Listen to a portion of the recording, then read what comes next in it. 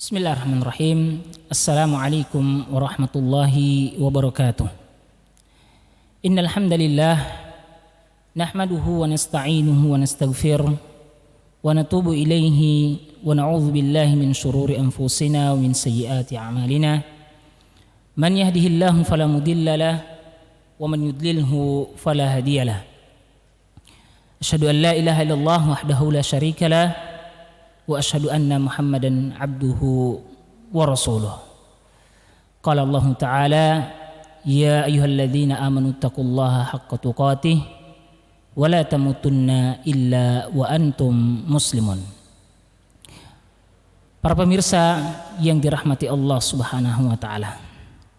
Alhamdulillah, kita memperbanyak syukur kepada Allah Subhanahu wa taala karena pada sore hari ini, di hari yang ke-8 di bulan Ramadan, Allah Subhanahu wa taala masih memberikan kepada kita umur yang panjang untuk bisa melalui hari-hari dan amaliyah-amaliyah di bulan yang mulia ini. Dan Allah Subhanahu wa taala terus mengistiqomahkan kita berada di atas keimanan sehingga alhamdulillah sampai hari ini insyaallah ta'ala kita bisa menyempurnakan ibadah puasa kita di sisi Allah Subhanahu wa ta'ala. Salat serta salam kita haturkan kepada baginda Nabi Muhammad sallallahu alaihi wasallam, kepada para sahabat dan keluarganya, istri-istri beliau yang suci yang mulia, dan semoga terus sampai pada kita yang istiqamah di atas sunnah-sunnah beliau ila yaumil qiyamah. Para pemirsa yang dirahmati Allah Subhanahu wa taala. Pada sore hari ini insyaallah taala kita akan membahas satu persoalan, satu tema yang sangat penting tentunya bagi kita sebagai seorang mukmin yang mengharapkan surga Allah Subhanahu wa taala dan yang mengharapkan fasilitas-fasilitas yang Allah Subhanahu wa taala sediakan bagi orang-orang yang beriman di surga kelak. Tema kita pada kesempatan kali ini akan berbicara tentang amalan-amalan yang bisa menjadi penyebab Allah Subhanahu wa taala membangunkan bagi kita rumah di surga. Para pemirsa yang dirahmati Allah, mengapa tema ini menjadi penting? Ini pertanyaan pertama yang harus kita munculkan. Tema kita ini penting disebabkan paling tidak ada 3 sebab yang menjadikan tema kita ini menjadi tema yang penting. Yang pertama, para pemirsa yang dirahmati Allah Subhanahu wa taala, berbicara tentang surga adalah pembicaraan yang sangat erat kaitannya dengan akidah. Dan kita tentu sepakat bahwasanya persoalan akidah adalah persoalan yang paling penting dalam kehidupan seorang muslim.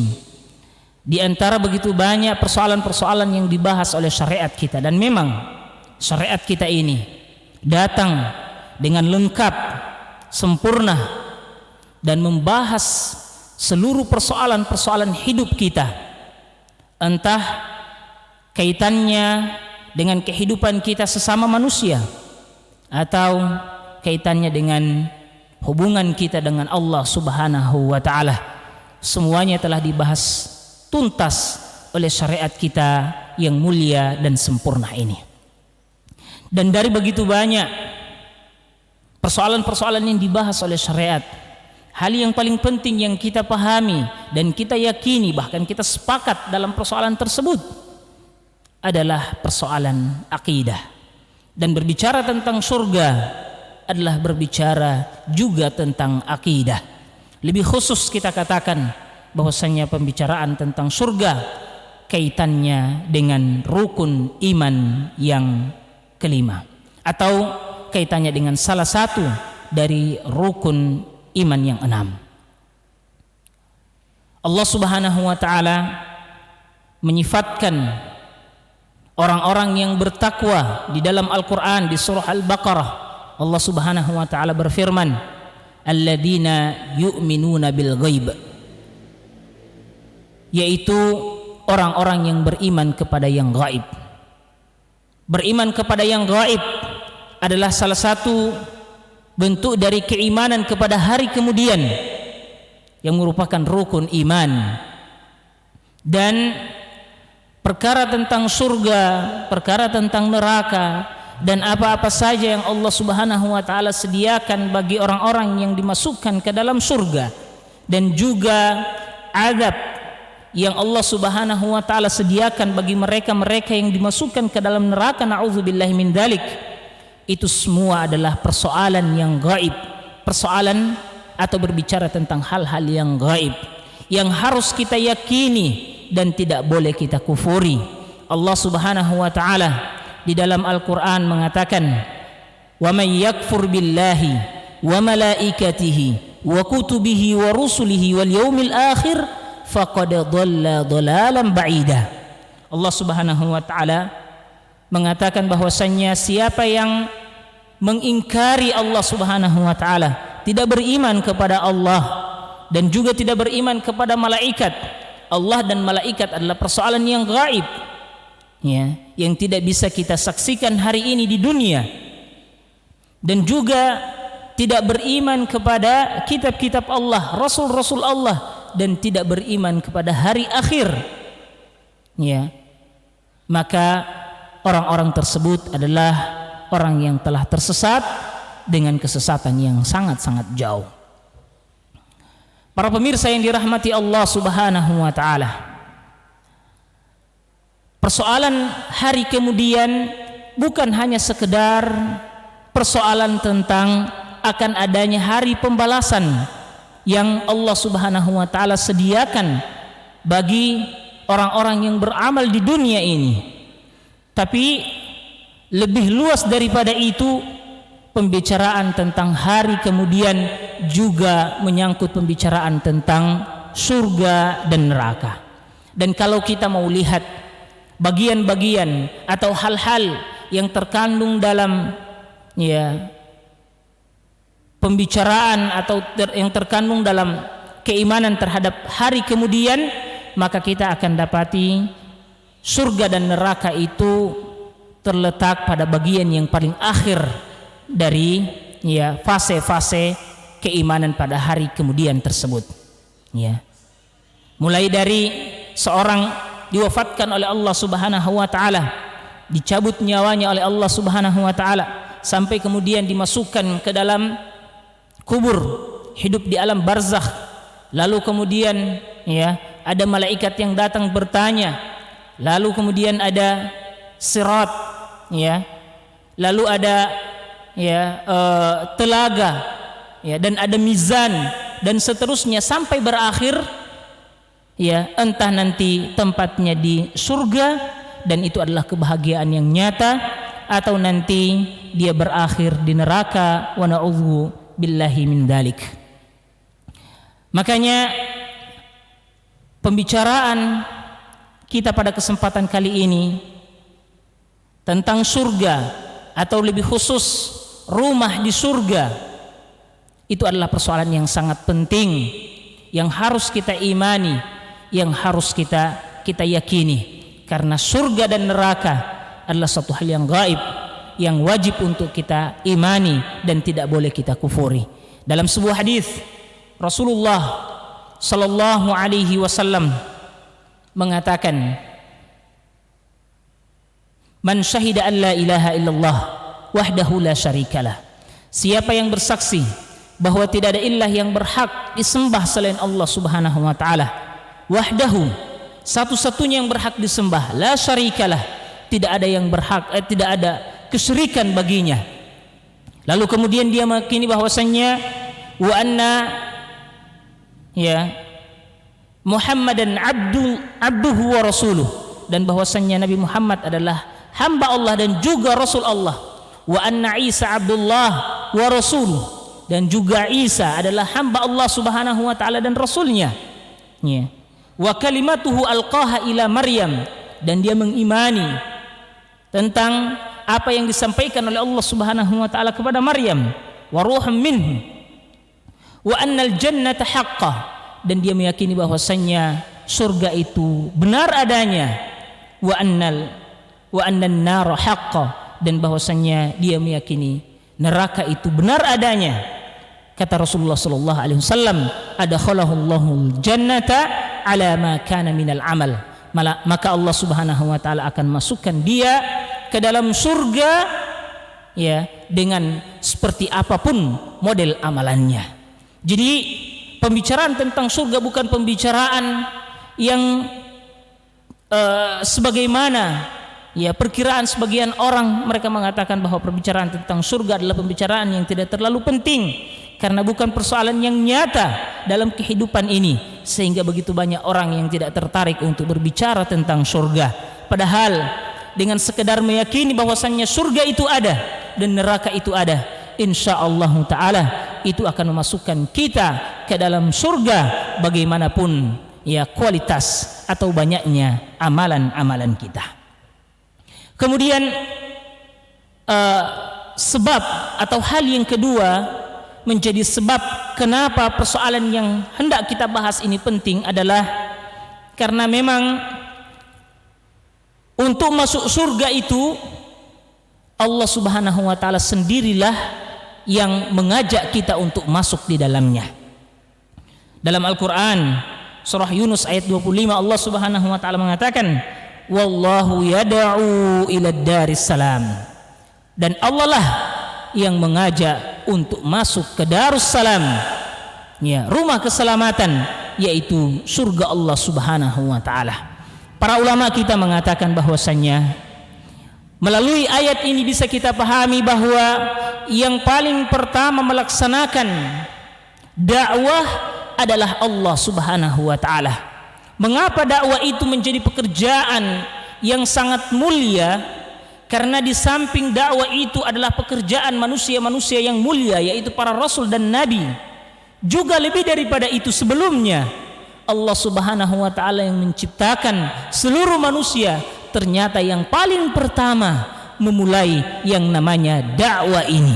Allah Subhanahu wa taala yang paling pertama mengajak manusia untuk memasuki surga Allah Subhanahu wa taala. Wallahu yad'u ila daris salam. Makanya tidak heran mengapa dakwah ini menjadi mulia dan orang-orang yang berdakwah menggeluti pekerjaan-pekerjaan dakwah ini, mereka akan dijadikan mulia oleh Allah Subhanahu wa taala.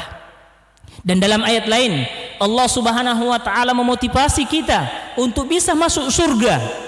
Allah Subhanahu wa taala mengatakan, wasari'u ila magfiratin min rabbikum wa jannatin 'arduhas samawati wal ard uiddat lil muttaqin.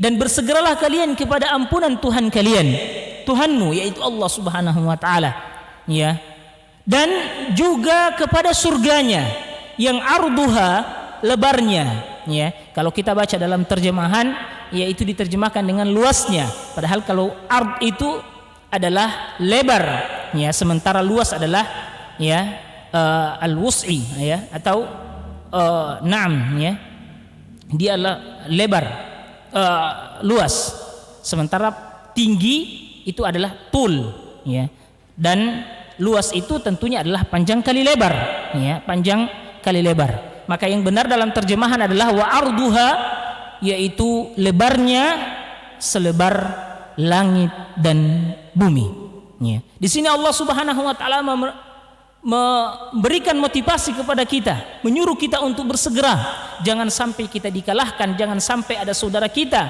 yang lebih mendahului kita untuk masuk surga daripada kita sendiri. Allah mengatakan wasari'u ya, dan bercepat-cepatlah kalian.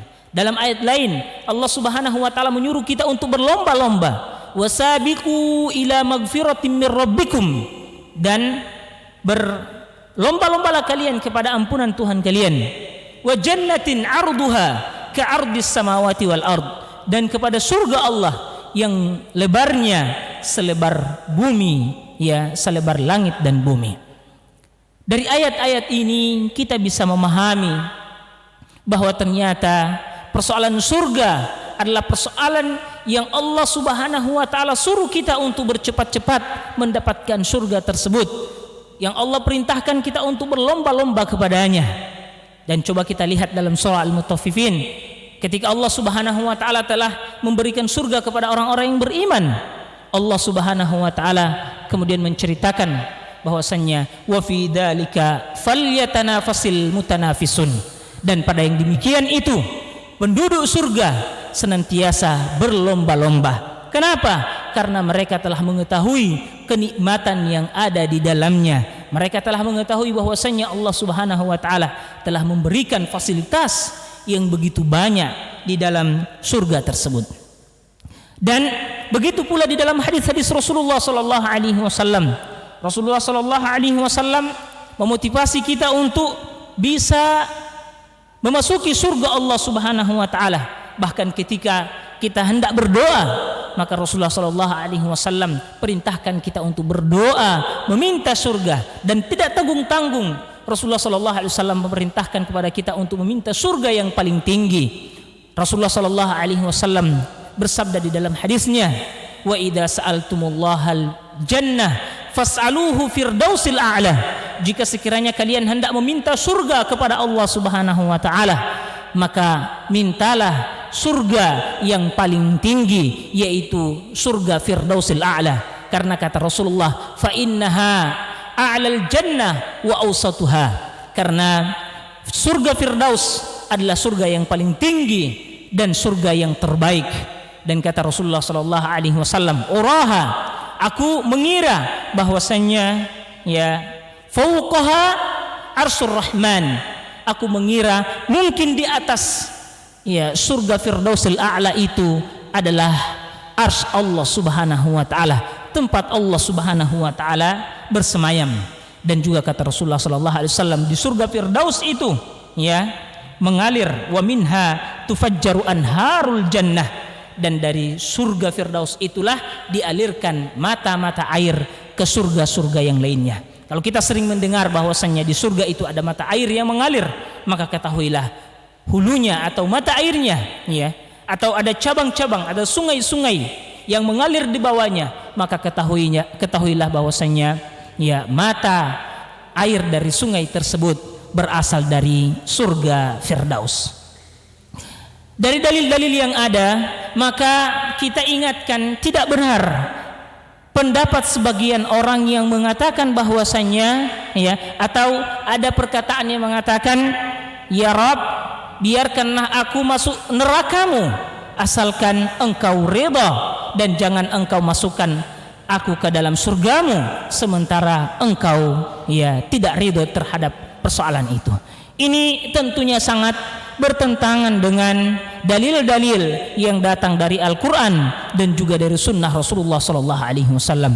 Yang kita dapati dari Al-Quran dan Sunnah adalah perintah untuk kita meminta surga, bahkan tidak tanggung-tanggung. Surga yang diperintahkan untuk kita minta adalah surga yang paling tinggi, dan insya Allah Ta'ala hal yang demikian tidak akan menghancurkan atau tidak akan merusak amalan-amalan kita. Sebagian orang mendapatkan syubhat bahwasanya ketika kita beribadah kepada Allah untuk mengharapkan surganya, berarti itu tanda kita tidak ikhlas dalam beribadah. Padahal salah satu bentuk keikhlasan kita dalam beribadah kepada Allah Subhanahu wa taala adalah ketika kita beribadah, yang kita minta dari Allah Subhanahu wa taala adalah surganya. Para pemirsa yang dirahmati Allah Subhanahu wa taala, kemudian juga persoalan surga adalah persoalan yang sangat besar, sehingga kemudian perlu untuk kita berikan perhatian yang besar sesuai dengan porsinya. Tidak boleh kita menganggap remeh. Sebagian kita menganggap remeh persoalan-persoalan tentang surga dan neraka, sehingga ketika ada kajian-kajian tentang surga dan neraka, pengajian yang berbicara tentang surga dan neraka, sebagian di antara mereka atau kebanyakan dari kaum muslimin, dari masyarakat kita tidak merasa bersemangat untuk mengikutinya. Padahal persoalan surga adalah persoalan yang sangat-sangat besar. Bahkan ketika Mu'adz bin Jabal, seorang yang diberikan gelar ya faqihu hadhil ummah, orang yang sangat faham ya dan mengetahui tentang halal dan haram, kata Rasulullah sallallahu alaihi wasallam adalah Mu'adz bin Jabal. Dan Mu'adz sendiri dengan pemahamannya yang begitu luas terhadap syariat ini, ternyata dia masih menanyakan hal-hal tentang surga kepada Rasulullah sallallahu alaihi wasallam. Mu'adz pernah berkata kepada Rasulullah sallallahu alaihi wasallam, "Dullani ala amalin idza amiltu, dullani ala amalin atau akhbirni bi amalin yudkhiluni al-jannata wa yubaiduni 'anil nar." Kabarkan kepadaku wahai Rasulullah sallallahu alaihi wasallam amalan-amalan yang bisa memasukkan aku ke dalam surga dan bisa menjauhkan aku dari neraka Allah Subhanahu wa taala. Apa respon Rasulullah sallallahu alaihi wasallam? Mungkin kalau hari ini ada orang bertanya tentang surga, kita tidak akan semangat untuk menjawabnya. Tapi lihatlah bagaimana respon Rasulullah sallallahu alaihi wasallam. Beliau mengatakan, "Laqad sa'alta an 'azim." Sungguh engkau wahai Mu'adz telah bertanya tentang sesuatu yang amat sangat besar. Ya, wa innahu layasirun ala man yassarahu Allahu alaihi. Dan dia sebenarnya mudah, ya. Dan hal itu adalah mudah bagi orang-orang yang telah diberikan kemudahan oleh Allah Subhanahu wa taala. Surga adalah persoalan yang mudah, namun tidak untuk semua orang. Surga adalah persoalan yang mudah bagi siapa yang dimudahkan oleh Allah Subhanahu wa taala. Dia adalah persoalan yang besar dan dia akan dimudahkan bagi siapa yang Allah Subhanahu wa taala berikan taufik kepadanya. Makanya Rasulullah sallallahu alaihi wasallam mengatakan, "Laqad sa'altan 'azim." Engkau telah bertanya tentang suatu hal yang besar wahai Mu'adz bin Jabal. Ya, wa innahu, dan sesungguhnya itu, ya, surga itu la yasirun 'ala man yassarahu Allah. Dia akan dimudahkan bagi siapa yang dimudahkan oleh Allah Subhanahu wa taala. Rasulullah sallallahu alaihi wasallam dalam hadis lain mengatakan, "Inna lillahi sil'ah," atau sesungguhnya Rasulullah Allah Subhanahu wa taala memiliki ya barang dagangan. Ya. Inna sil'atallahil ghaliyah, dan barang dagangan Allah itu mahal. Inna sil'atallahi hiyal jannah, dan barang dagangan Allah yang mahal itu adalah surga Allah Subhanahu wa taala. Maka siapa yang berusaha untuk bisa mendapatkannya, insyaallah taala Allah Subhanahu wa taala akan mudahkan dia. Sebagaimana janji Rasulullah sallallahu alaihi wasallam, dia akan mudah bagi siapa yang dimudahkan oleh Allah Subhanahu wa taala. Wa man jahada wa man jahada fina lanahdiyannahum subulana. Dan bagi siapa yang bermujahadah, bersungguh-sungguh di jalan kami, maka niscaya akan kami mudahkan bagi mereka jalan tersebut. Kemudian sebab yang ketiga, kenapa pembahasan kita ini penting, karena ada fenomena di tengah-tengah masyarakat kita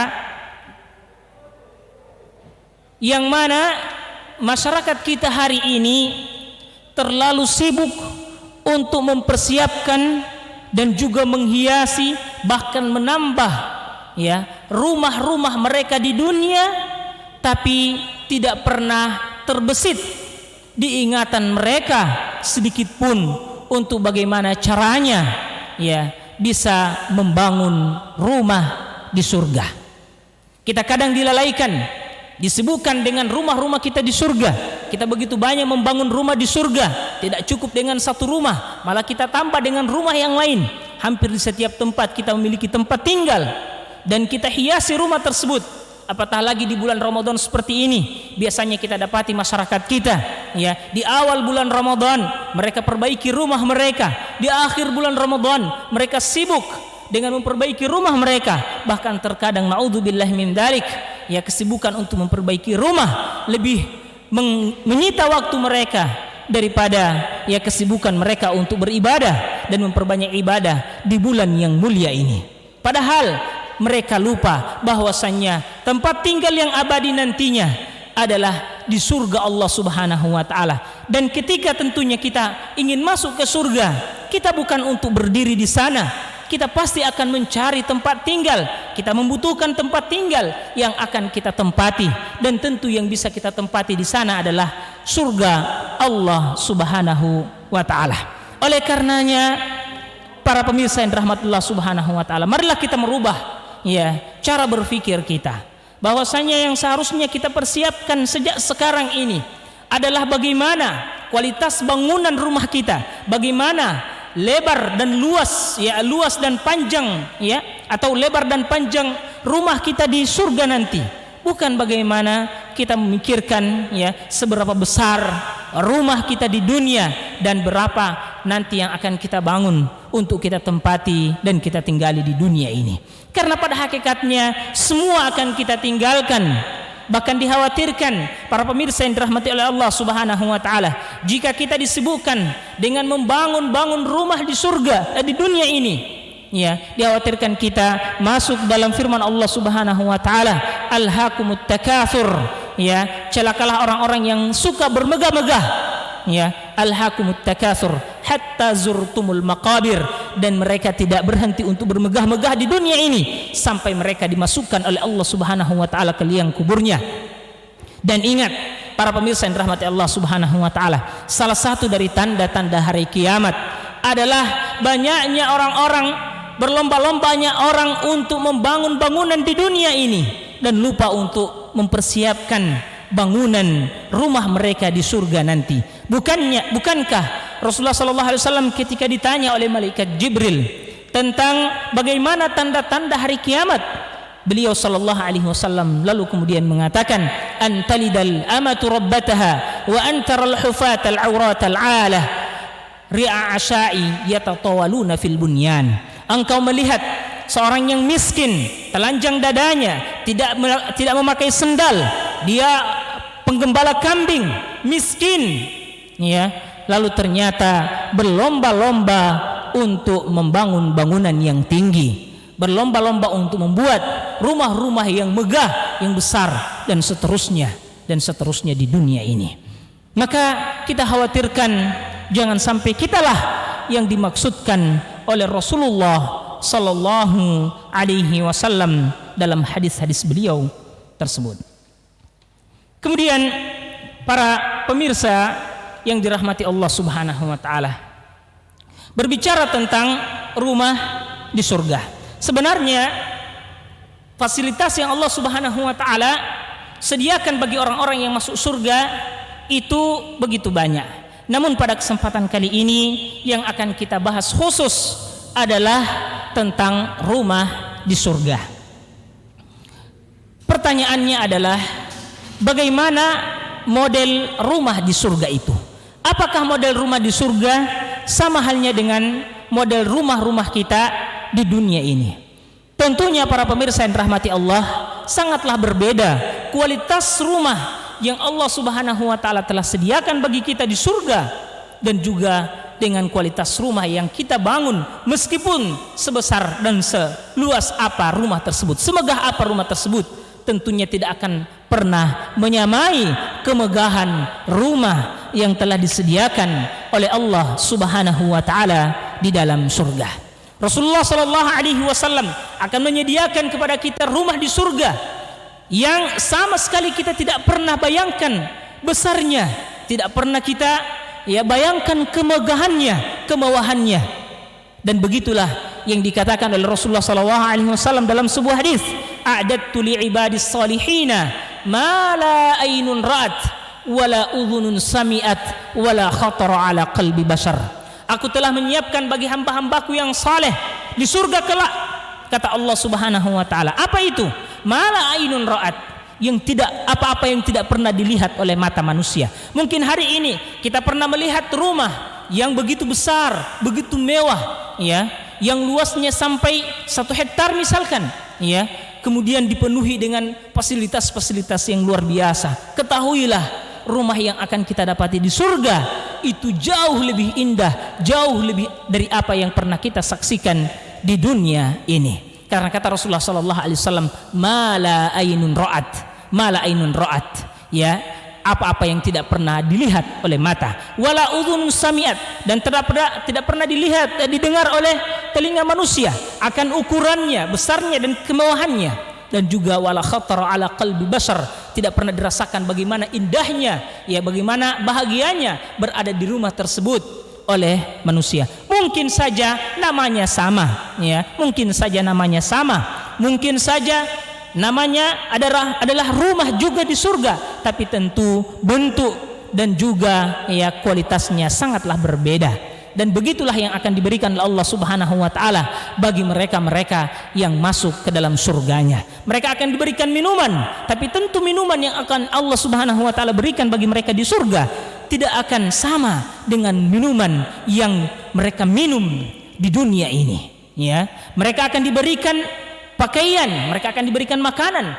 Tentu kelezatan makanan di surga itu tidak akan sama dengan kelezatan makanan di dunia ini. Mungkin namanya sama, mungkin di sini di dunia ada anggur, di sana juga ada anggur, tapi tentunya rasanya berbeda. Di dunia anggurnya memabukkan, di surga nanti anggurnya adalah anggur yang sangat lezat dan tidak memabukkan. Begitulah yang Allah Subhanahu wa taala hadiahkan bagi orang-orang yang telah masuk ke dalam surganya. Allah Subhanahu wa taala mengatakan dalam Al-Qur'an, "Wa basyiril ladzina amanu wa 'amilus shalihat," dan berikanlah kabar gembira kepada orang-orang yang beriman dan beramal saleh, annalahumul jannah, annalahum jannah, bahwasanya bagi mereka surga, tajri min tahtihal anhar, yang di bawah surga itu mengalir sungai-sungai, ya, kullama ruziqu minha min thamaratin, ya, ketika mereka diberikan, ya, setiap kali mereka diberikan rezeki di dalam surga, orang-orang yang dimasukkan ke dalam surga mengatakan, qalu hadzal ladzi ruziqana min qabl, ini sama saja dengan apa yang telah kami dapatkan di dunia. Mereka mengira itu sama saja, padahal mungkin ya bentuknya atau mungkin namanya sama, tapi rasanya yang berbeda. Allah Subhanahu wa taala mengatakan, wa utubiha mutasyabiha, mereka itu hanya diberikan yang serupa saja, mungkin serupa namanya, tapi berbeda rasa dan kelezatannya. Begitulah yang akan kita dapatkan di surga, dan begitulah kualitas ya rumah kita di surga. Dan mengenai kualitas bangunan di surga, Rasulullah sallallahu alaihi wasallam pernah ditanya oleh para sahabat, ditanya oleh Abu Hurairah dan juga sahabat-sahabat yang lainnya, ya, kaifa binauha, bagaimana bangunan-bangunan di surga itu, ya, bagaimana rumah di surga? Kata Rasulullah sallallahu alaihi wasallam, labinatun min fiddah wa labinatun min dhahab, ya, kualitas bangunan di surga, ya, bangunan-bangunan di surga itu disusun, ya, dengan bata-bata yang terbuat dari perak dan emas, ya, bata-batanya terbuat dari perak dan emas. Labinatun min fiddah wa labinatun min dhahab, ya. Lalu kemudian wa milatuha al-misk, wa milatuha misk, ya, dan campurannya. Kalau mungkin kita ketika membuat rumah di dunia campurannya adalah semen dan air saja, maka ketahuilah di surga campuran untuk bangunan rumah di surga adalah ya misk, yaitu ya wangi-wangian, ya, minyak. Kemudian wasbauha al-lu'lu wal yaqadhan, dan juga kerikil-kerikilnya terbuat dari permata-permata dan mutiara-mutiara. Dan ya wa turabuha az-za'faran, pasir-pasirnya terbuat dari az-za'faran. Kata Rasulullah, man yadkhulul jannah, siapa yang masuk ke dalam surga, ya, yahya la yamut, dia akan hidup selama-lamanya dan tidak akan pernah mati. Kalau di dunia ini kita masih akan mati, ketahuilah di surga kita akan hidup selama-lamanya. Dan kemudian kata Rasulullah, wa yan'am wa la yab'as, mereka akan terus diberikan nikmat dan tidak akan ada putus-putusnya nikmat tersebut. Wala tabla siyabuhu, dan tidak akan pernah hancur pakaian-pakaian mereka. Wala yubla syababuhu, dan tidak akan pernah hilang ya masa muda mereka. Mereka terus dalam keadaan masa muda, tidak ada orang tua di surga kelak. Inilah kualitas ya bangunan yang nanti insya Allah akan kita dapatkan di surga. Dan pada kesempatan yang tersisa ini kami akan sebutkan amalan-amalan yang dengannya bisa kita membangun bangunan atau membangun rumah di surga. Ada banyak amalan-amalan ya yang bisa kita dengannya menjadi sebab mendapatkan rumah di surga. Namun pada kesempatan kali ini, melihat waktu yang tidak mencukupi, kami akan menyebutkan beberapa amalan saja. Yang pertama adalah menginfakkan harta kita untuk pembangunan masjid Allah Subhanahu wa taala. Dalam hadis Rasulullah sallallahu alaihi wasallam, "Man bana lillahi masjidan, banallahu lahu baitan fil jannah."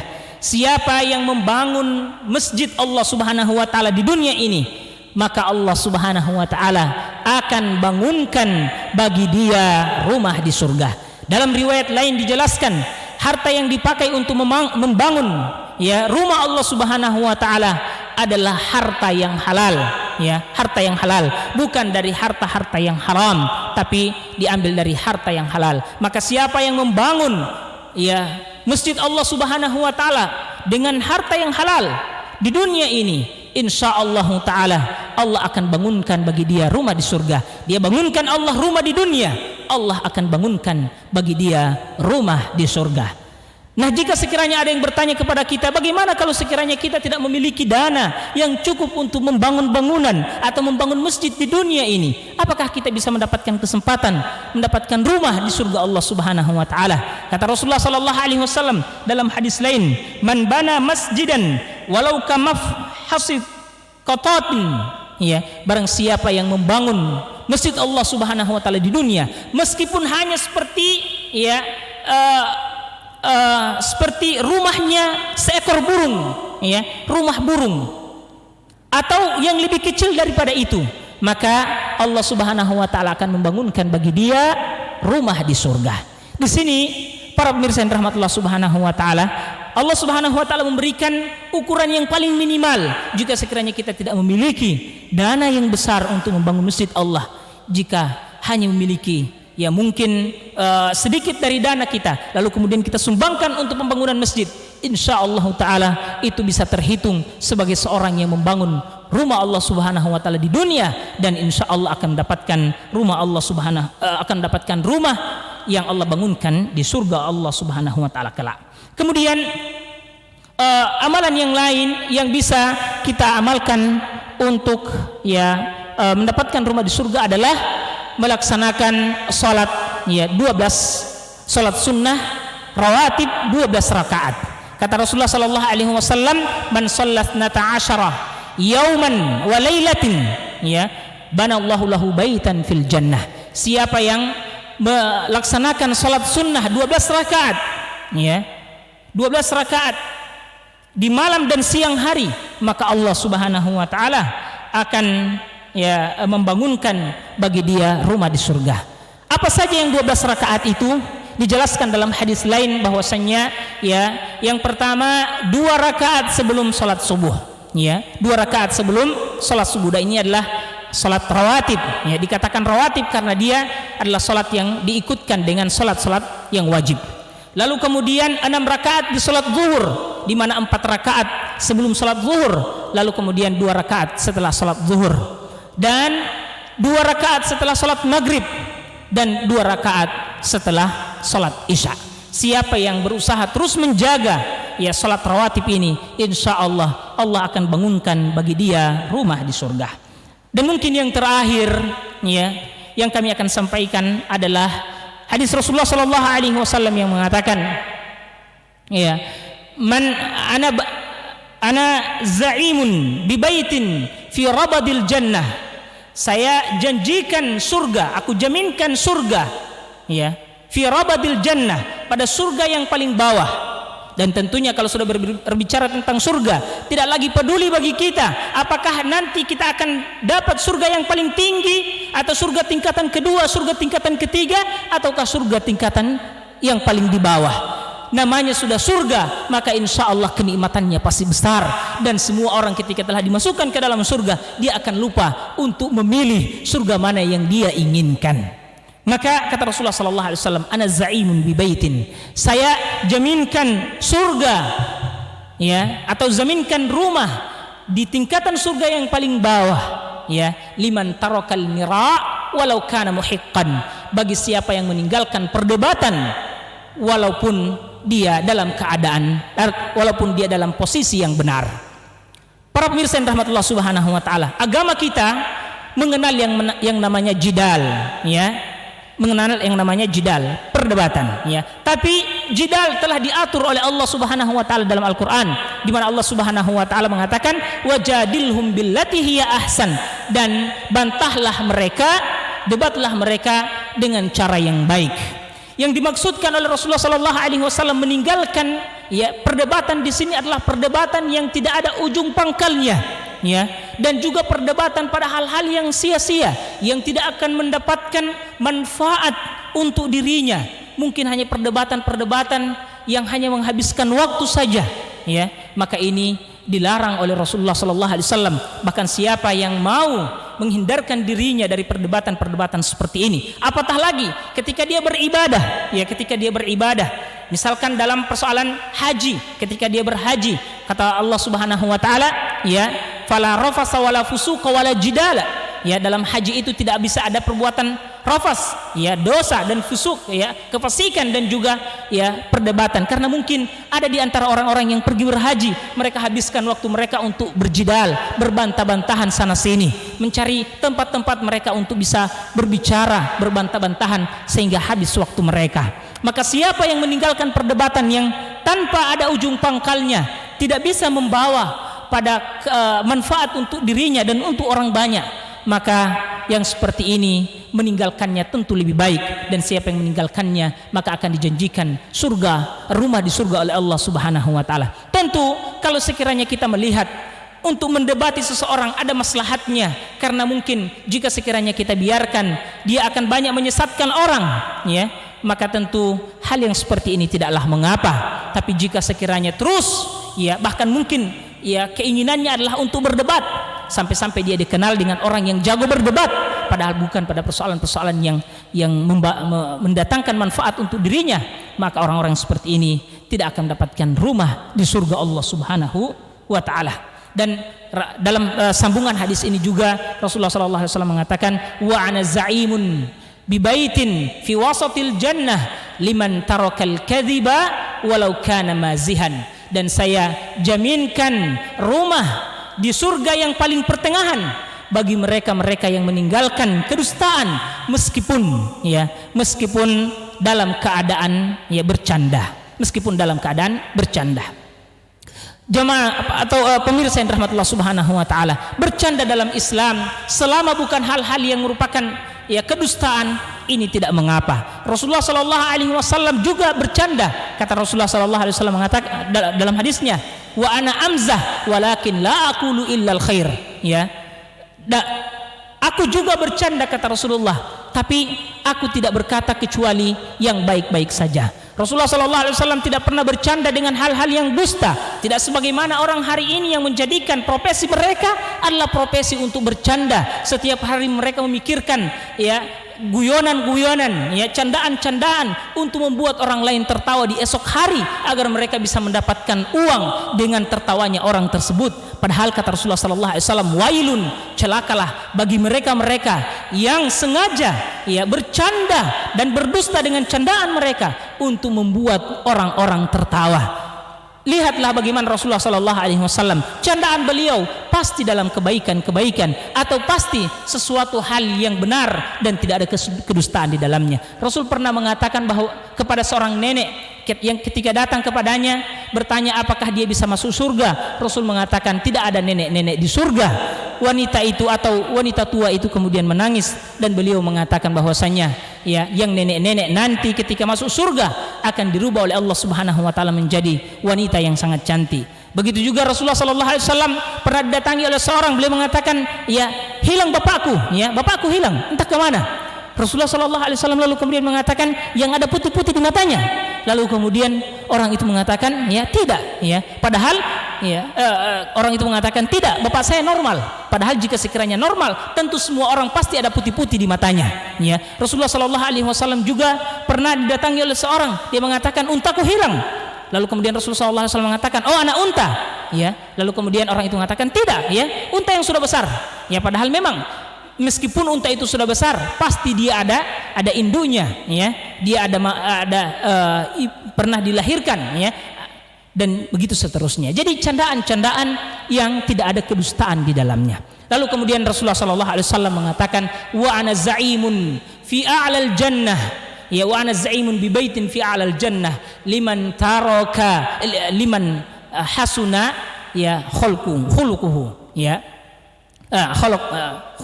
Ya, liman hasuna khuluquhu, ya. Dan Allah Subhanahu wa taala akan menjaminkan rumah di surga bagi siapa yang baik akhlaknya, ya. Dan ini merupakan tentunya keutamaan bagi orang-orang yang baik akhlaknya. Dan lihatlah, ya, surga itu hanya akan ditempati oleh orang-orang yang baik akhlaknya. Rasulullah sallallahu alaihi wasallam adalah orang yang paling pertama menginjakkan kakinya di surga Allah Subhanahu wa taala. Dan Rasulullah sallallahu alaihi wasallam sebagaimana kata Aisyah, wa kana khuluquhu al-Qur'an. Akhlak Rasulullah sallallahu alaihi wasallam adalah Al-Qur'an, dan Allah Subhanahu wa taala telah mentazkiyah Rasulullah sallallahu alaihi wasallam dengan mengatakan, wa innaka la'ala khuluqin azim, dan engkau wahai Muhammad adalah manusia yang paling, ya, baik akhlaknya. Maka jika sekiranya kita ingin dapatkan rumah di surga dan ingin bersama dengan Rasulullah sallallahu alaihi wasallam di surga kelak, seharusnya kita memperbaiki akhlak kita dari sekarang, ya. Kita berusaha untuk memperbaiki akhlak kita, karena kata Rasulullah sallallahu alaihi wasallam, wa inna aqrabukum minni majlisan, ya, dan orang yang paling dekat denganku nanti tempat duduknya di surga, wa ahabbakum ilayya, dan orang yang paling aku cintai di antara kalian adalah, ya, orang yang paling baik akhlaknya.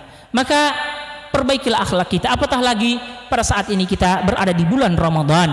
Perbaiki akhlak kita kepada sesama manusia dan juga kepada Allah Subhanahu wa taala. Kepada sesama manusia, jangan kita menyakiti mereka. Jangan kita menyakiti mereka dengan perkataan kita dan juga dengan perbuatan-perbuatan kita, dan juga dengan kepada Allah Subhanahu wa taala. Jangan sampai kita di hadapan manusia begitu baik puasa kita, tapi di hadapan Allah di saat kita bersendirian kita tidak memiliki akhlak yang baik di hadapan Allah Subhanahu wa taala. Para pemirsa yang rahmat Allah Subhanahu wa taala, sebenarnya sebagaimana yang tadi kami sampaikan, masih banyak lagi hal-hal yang dengannya bisa kita, ya, membangun rumah di surga. Namun karena keterbatasan waktu pada kesempatan kali ini, sehingga kami cukupkan, ya, pembahasan ini dengan apa yang telah kami sebutkan barusan. Demikian, semoga bisa bermanfaat. Wallahu taala alam. Dan kami tutup dengan doa kafaratul majlis. Subhanakallahumma bihamdik, asyhadu an la ilaha illa anta, astaghfiruka wa atubu ilaik. Assalamualaikum warahmatullahi wabarakatuh.